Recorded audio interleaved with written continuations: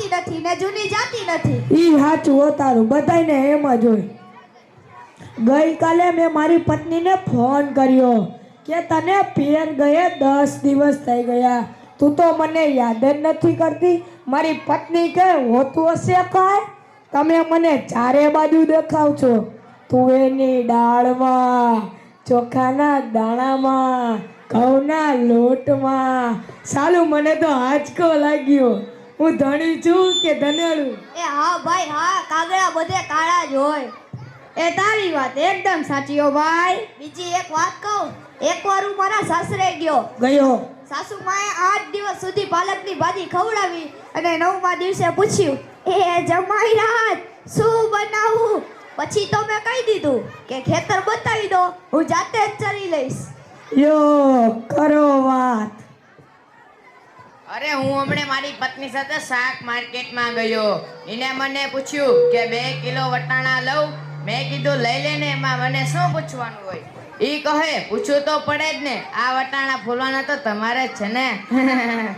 અરે બાયુની ક્યાં માંડો છો? આજકાલની પરજા તો જો. મારી ટિંડોરના હાથમાં મોબાઈલ આવ્યો એટલે પતી ગયું, સમજી લ્યો. આપણી સાથે કોક વાત કરતા હોય અને કોકનો ફોન આવે એટલે હાલવા માંડે. એલા કઈ આપણે ખેતરમાં ઉભેલા ચાડિયા છીએ? અરે એને મન તો એમ જ હોય, તેને તો મોબાઈલ આવ્યો એટલે કલ્લો દુનિયા મુઠ્ઠી મેં. ધીરુભાઈ અંબાણી જોઈ લ્યો. અરે એમાં જીવો આવ્યો ત્યારથી છોકરા આપણો જીવ લઈ ગયા છે. અરે એનું નામ જીવો નહીં પણ મરો એવું નામ રાખવું જોઈતું તું. એલા જીઓ પરથી યાદ આવ્યું કે હમણાં સુધી 25 પૈસા ચાલતા હતા. ઈ 25 પૈસા કોણે બંધ કરાવ્યા તમને કોઈને ખબર છે? નથી ખબર ને? ના, ઈ 25 પૈસા સરકાર બંધ કરાવે. બીજું કોણ? ઈ 25 પૈસા એટલે પાવલી. ઈ પાવલી ઓલા જીઓ વાળા મુકેશ અંબાણીએ બંધ કરાવી. જો હું શું કહું, મુકેશ અંબાણીના લગ્ન થતા હતા ઈ વખતે પાવલી એટલે ઘણા બધા પૈસા. આ ગોર મહારાજ ઘડીને ઘડી કીધા કરે કે પાણીની ચમચી ભરો, મૂકો પાવલી, ગણપતિ પૂજન કરો, મૂકો પાવલી.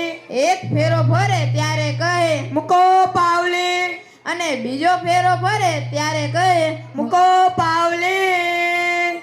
મુકાને એટલી ખીચડી કે આખો દેશ એના મુકેશ અંબાણીના નામે ઓળખે છે. આ ગોર મહારાજ ઘડીને ઘડી કીધા કરે કે મૂકો પાવલી, મૂકો પાવલી. મોટો થઈને આ પાવલી બંધ ના કરાવું તો મારું નામ મુકેશ અંબાણી નહીં. જો બંધ કરાવી કે નહીં? અરે મોબાઈલ આવ્યા એટલે કેમેરા ગયા, મોબાઈલ આવ્યા એટલે ઘડિયાળ ગઈ, મોબાઈલ આવ્યા એટલે કોમ્પ્યુટર ગયું, મોબાઈલ આવ્યો એટલે ટપાલ ગઈ, મોબાઈલ આવ્યો એટલે બેટરી ગઈ,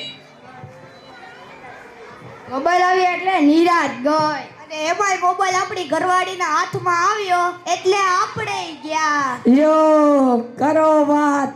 મારા છોકરાને સાહેબે પૂછ્યું કે 15 ફળના નામ બોલ. તો મારો છોકરો કહે પેલું એક સફરજન, બીજું એક ચીકુ, એક ત્રીજું પપૈયું અને 1 ડઝન કેળા. થઈ ગયા ને 15 ફળ. કાલે મેં ઓલા પસિયાને કીધું કે તારો છોકરો પાણકાના ઘા કરે છે તો મને લાગી જશે. તો પસિયો મને કહે કે ભાઈ એ મારો છોકરો નથી, એ તો મારો ભાણિયો છે. મારો છોકરો જો તારા બૂટમાં પાણી ભરે.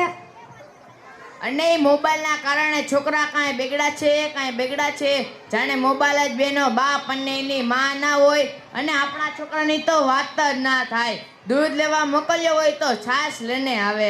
આપણા છોકરાની વાત મૂકો તડકે, આપણી જ વાત કરો ને. છોકરાનો જન્મ થાય એટલે માં કે નાક તો મારા જેવું છે, બાપો કહે આંખો તો મારા જેવી છે, કાકો કહે વાળ તો મારા જેવા છે, અને મામો કે માથું તો મારા જેવું છે.